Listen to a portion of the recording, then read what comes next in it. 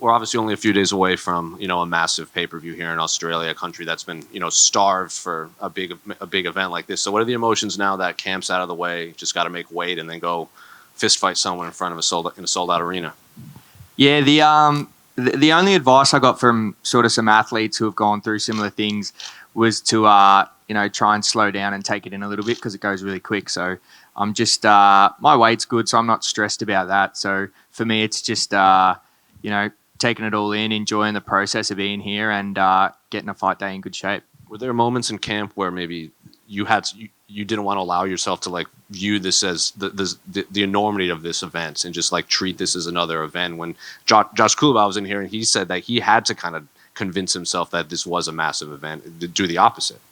Yeah, I think I was pretty lucky in the path that I took to get here. I was the number one guy in Australia for a few years before I got my shot on Contenders. And then Contenders is kind of a halfway house for the big show, which is the UFC. And then, so I think I've kind of been broken in on my way here. So it kind of feels normal to me now. But yeah, you don't know when you get out there in that big RAC arena in front of the Perth crowd whether it's going to turn around. But you don't know what you don't know. So I'm just taking it as it comes. Then your opponent, obviously, Don, he had a 30-second knockout loss in his last fight. So is the blueprint there? Did you learn enough about his skill set in there, after watching that? Nah, look, for me, scratch that.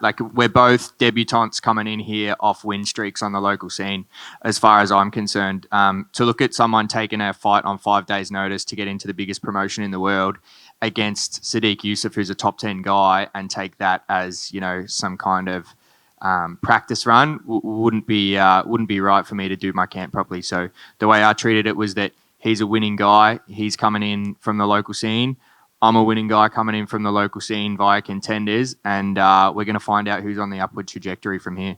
Is it difficult fighting another guy from the local scene? Would you rather have someone, fly in from the other side of the world to fight you in enemy territory? Well, that's what he's doing now, flying in from, I think he's from the East Coast, and I did that trip last time, and I did it on short notice, so I know it's pretty tough.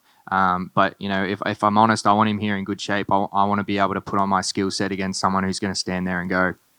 Then unrelated to this fight, but can I ask what your fighter nickname means? Yeah, so there's a famous Australian racehorse called Farlap. It's an anatomical freak. It has a heart twice the size of a normal racehorse, and it's kind of a bit of a colloquial phrase here that someone has a heart as big as Farlap. If somebody doesn't give up or somebody is quite dogged in and determined in what they do. So that kind of name was bestowed upon me by one of my coaches as I was coming up, and I've just stuck with it since then. And final one for me, how do you see the main event playing out between Alex and Islam?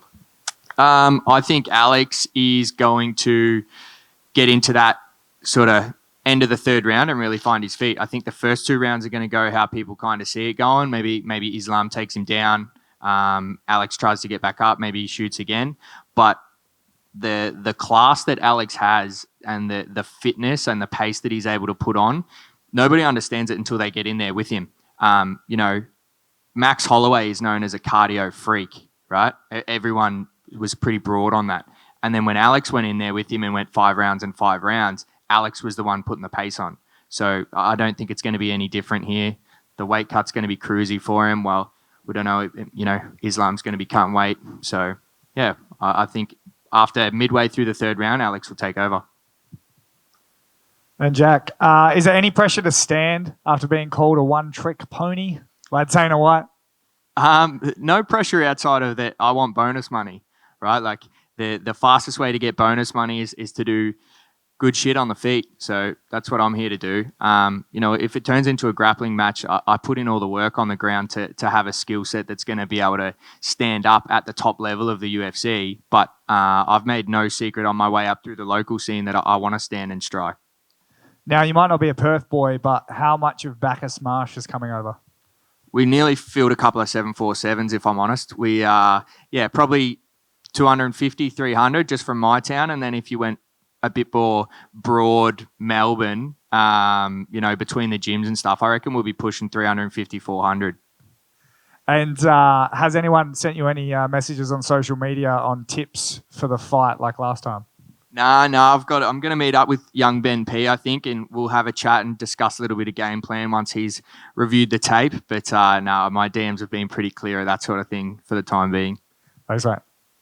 Hey, Jack, tell us a little bit about Absolute MMA, because you guys have been absolutely killing it. You've got a bunch of fighters coming up on Hex who are fighting for the title, and it looks like there's going to be a lot of names coming through the gym into the UFC very soon.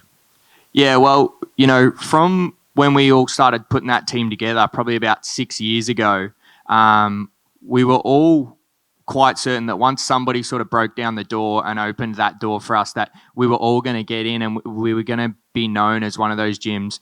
You saw it with City Kickboxing, where relatively unknown gym, and then they're all putting in the work behind the scenes. Then one guy gets in, and then that opens the door for everyone else to come in and do really well. And now they're one of the biggest teams in the world.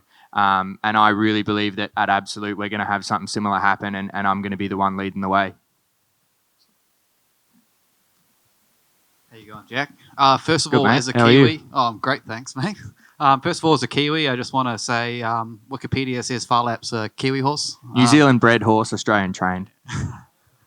And then we could probably debate Pavlova as well, where that started. But coming to like a massive stage and it being another kind of thing you have to think about and deal with, and the stimulus and stuff when you're walking out, have you kind of taken any mental preparation or seek any help to kind of how you're going to cope with it? I think at the end of the day, you don't know what you don't know, as I touched on earlier. So if you try and prepare too much to feel a certain way or calm yourself down, and it's not that way, you can kind of throw yourself off anyway. So I'm just preparing as normal. And, I've never had a problem being the center of attention. I've never had a problem having all eyes on me. So walking out in front of 15,000, for me, it's just a bigger platform to do what I've been doing for the better part of my whole life anyway. Like I said, hopefully that carries through to when I'm actually walking out. But, I can only go off what I know, and what I know is that I like being in the middle and I like fronting up. And once you're in the ring, on the octagon, do you kind of notice the crowd or anything? Or is it just tunnel vision, you and your opponent sort of thing? Well, it's funny. When I was on Contender Series, I realized that I kind of was focused on what was going on outside, because I could hear like the cameraman saying, move that cord, and it kind of pulled me out a little bit. Whereas in the past, I think the crowd acts as a little bit of a white noise for you, so you can zone in. And now this white noise is going to be a lot louder, so hopefully it just zones me in even more. Cheers. Thanks, mate. All done? Thanks very much, guys. Appreciate it.